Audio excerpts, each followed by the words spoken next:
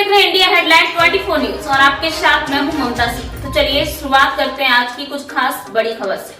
मध्य प्रदेश के रीवा जिले में पंचायत स्तर पर बनाए जा रहे अमृत सरोवर निर्माण को लेकर सामाजिक कार्यकर्ता शिवनंदन द्विवेदी ने गंभीर प्रश्न खड़ा किया है। द्विवेदी के द्वारा उपलब्ध करवाए गए तथ्यों और ग्रामीणों की माने तो अमृत सरोवर निर्माण चयन स्तर पर मानक मापदंडों का पालन न करते हुए मनमाने ढंग से जहां कहीं भी अमृत सरोवर का निर्माण कराया जा रहा है। अमृत सरोवर निर्माण स्थल पर भौतिक सत्यापन करने के बाद जानकारी ली गई है तो पता चला कि जिले में सैकड़ों अमृत सरोवर निर्माणों के स्थल चयन प्रक्रिया का समुचित पालन नहीं किया गया है। जैसे ही पंचायतों को पता चला कि अमृत सरोवर के लिए करोड़ों की राशि मनरेगा में आई है, उनका भक्षण करने के लिए भ्रष्टाचार के नए नए तरीके इजाद कर लिए गए हैं। कई स्थलों का चयन जंगली भूभाग में किया गया है जहां पहले से ही पथरीली जमीन है और पत्थरों के बीच से दरारें हैं, जहां ना तो ड्रेनेज या वर्षा का पानी आने की कोई संभावना रहती है और न ही दरारों का युक्त जमीन में पानी रुकना का कोई पर्याप्त कारण है।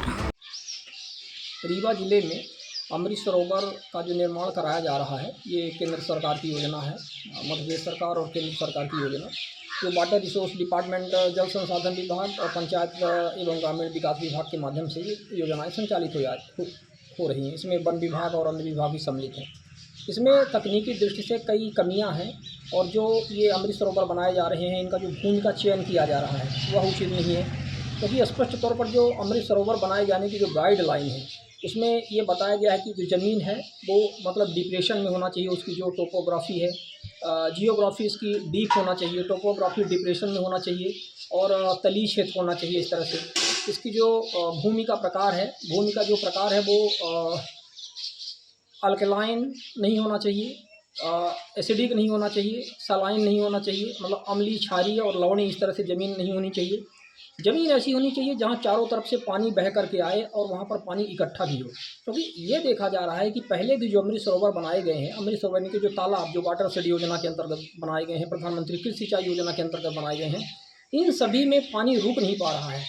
लंबी चौड़ी इसमें दरारें रहती हैं, पानी घुस जाता है अंदर और अंदर जाने के बाद भी जब पानी नहीं रुकेगा तालाबों में तो तालाब बनाए जाने का क्या औचित्य है। तो ये जो भूमि का चयन है, जो यहाँ के प्रतिभावान इंजीनियर हैं वो सही तरीके से नहीं कर रहे हैं, इनको थोड़ा और प्रतिभा दिखानी चाहिए। हालांकि भ्रष्टाचार के कारण सभी की प्रतिभा छुपी हुई है, क्योंकि सबकी मिली भगत रहती है। मनरेगा के नियमों का कहीं भी पालन नहीं हो रहा है, हम अच्छी तरह से जानते हैं। जैसे मजदूरों और जो मशीन का जो रेशियो होता है वो उचित तरीके से पालन उसका नहीं किया जा रहा है, हम अच्छी तरह से जानते हैं। हर जगह जेसीबी और मशीनों से काम कराया जा रहा है।